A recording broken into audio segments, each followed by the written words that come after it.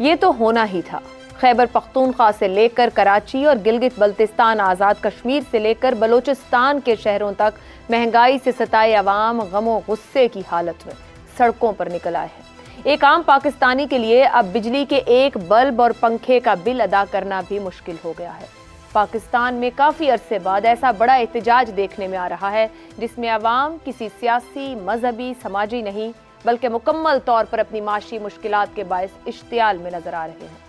अब यहाँ पर बुनियादी सवाल यही है कि अवाम किसके हाथ पे अपना लहू तलाश करे। इस सवाल का जवाब इतना सादा नहीं, क्योंकि यहाँ आवे का आवा ही बिगड़ा हुआ है। जुलाई में इस वक्त की वफाकी काबीना ने बिजली के बुनियादी टैरिफ को बढ़ाने की मंजूरी दी। नेपरा की तरफ से 4.96 रुपए फी यूनिट टैरिफ के मुकाबले में 7.5 रुपए तक बढ़ा दिया गया। रेगुलेटर ने बिजली की तकसीमकार कंपनियों के खसारे की तलाफी के लिए टैरिफ को बढ़ाया था। बिजली की तकसीमकारी की जिम्मेदार कंपनीज को सालाना 150 अरब रुपए के खसारे का सामना है, जिसकी वजह से पावर सेक्टर के नुकसान और गर्दशी कर्ज में मुसलसल इजाफा हो रहा है। इसी साल कौमी असेंबली की स्टैंडिंग कमेटी को बताया गया कि 2022-23 के दौरान 380 अरब रुपए की बिजली चोरी की गई और अगले साल बिजली चोरी से होने वाला नुकसान 520 अरब रुपए तक पहुंच जाएगा। दूसरी तरफ वापडा के मुलाजमीन को उनके ग्रेड के हिसाब से माहाना 1100 यूनिट तक बिजली मुफ्त दी जा रही है। वापडा के ग्रेड 21 और ग्रेड 22 के मुलाजमीन के लिए 1300 यूनिट फ्री है। इसी तरह एक रिपोर्ट के मुताबिक सरकारी मुलाजमीन सालाना 34 करोड़ यूनिट मुफ्त बिजली इस्तेमाल कर रहे हैं। बिजली चोरी के सबब पावर डिवीजन को 2.6 ट्रिलियन रुपए के जिस गर्दशी कर्ज का सामना है, इसका बोझ अवाम पर मुंतकिल कर दिया गया है और अब एक आम पाकिस्तानी से फाइनेंसिंग कॉस्ट यानी FC सरचार्ज के नाम पर इसी खसारे को पूरा करने के लिए लूट मार की जा रही है। जाहिर है पाकिस्तान के तालीम याफ्ता अफराद को इन हकाइक से आगाही होगी, मगर अब अवाम अशराफिया की अय्याशियों और हुक्मरान तबकात की नाअहली की कीमत अदा करने को तैयार नहीं, जिसका सबसे बड़ा सबूत इस वक्त पाकिस्तान भर के शहरों में होने वाले एहतजाज और मुजाहिरों की सूरत में हमारे सामने आ रहा है। ये मामला क्या वाकई ऐसा है कि अनगवर्नेबल है, अनकंट्रोलेबल है और हर बार की तरह अब की बार भी, बल्कि गुज़िश्ता कई सालों से बार बार अशराफिया ने ये रास्ता, ये तौर तरीका पकड़ लिया है कि अपना और अपनी अय्याशियों का बोझ अवाम की जेब पर डाल दिया जाए। इसी पर गुफ्तगू करेंगे। हल है, हल नहीं है। पैनल में हमारे साथ हैं हसन निसार, शहजाद चौधरी, अबसार आलम और जैगम खान। आप चारों का बहुत शुक्रिया। प्रोग्राम का पहला सवाल आप सबसे। अशराफिया मुल्क की माशी तबाही की जिम्मेदार, नफरत भरा इश्तियाल क्या मुल्क को अनारकी की तरफ लेके जाएगा? हालात जहां आ गए हैं या अवाम को जहां ले आया गया है, इसके आगे हल है, हल नहीं है, या एक बार फिर रो पीट कर अवाम आराम से बैठ जाएगी या मामलात हाथ से निकल जाएंगे? हसन निसार साहब। देखें आयशा, पहली बात, बर्रे सगीर और आम आदमी की भूख और नंग, वेदर इट वॉज अ मुस्लिम और अ हिंदू और एनीबडी एल्स, ये लाज़िम व मलज़ूम है। चैलेंज है, जब मुसलमानों की हुकूमत रही 8.5 के तसवा रही, अपने मुहावरे देखो, भूख नंग के हवाले से शर्मनाक है।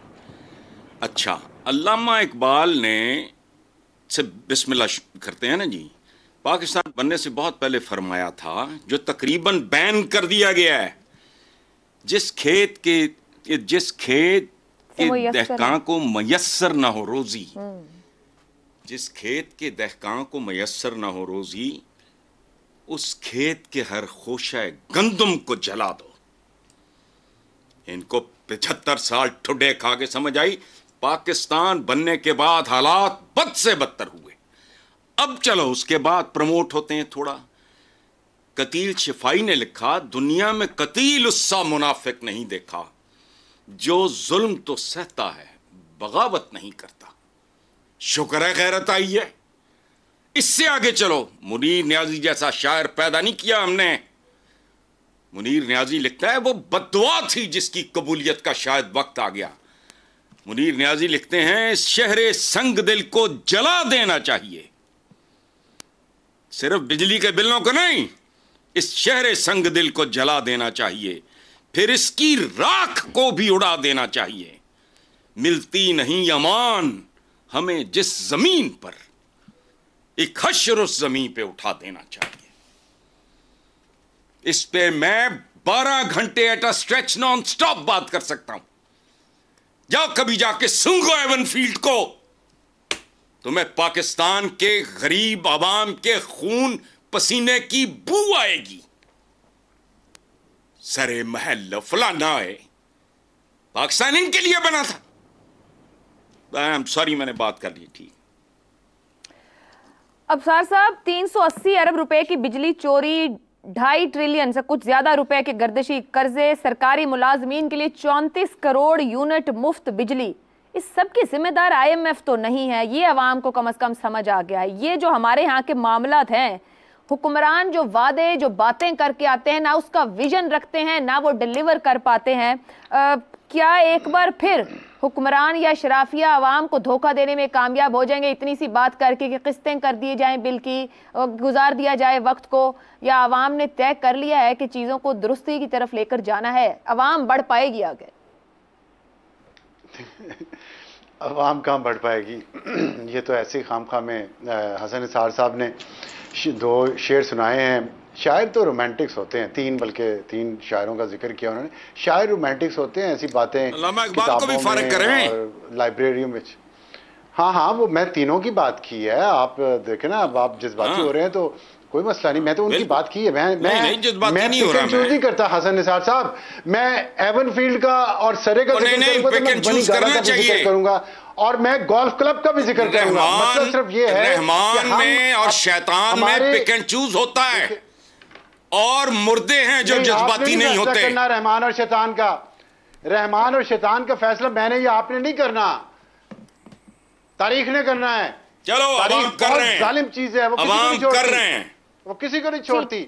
अच्छा। आज देख रहे हैं ना, आवाम सब कुछ देख रहे हैं कि हम हमारी जो पसंद है, हमारी मर्जी का जो पसंदीदा हीरो है ना, उसको तो पकड़ के मैं दुरे लगाऊं नंगा करके डी चौक पे, लेकिन जो मेरा लाडला है कोई पत्थर से ना मारे उस दीवाने को। ऐसा नहीं चलता। इसलिए इनका नहीं आते इस बड़े सगीर में कि हमारा जो दानिश्वर तबका है ना, हमारा दानिश्वर तबका जो है वो पहले फैसला कर ले कि उसने क्या करना है। क्या उसने दानिश्वराना ईमानदारी दिखानी है कि नहीं दिखानी? अगर नहीं दिखानी तो फिर यही होगा। आवाम भी ऐसे ही है।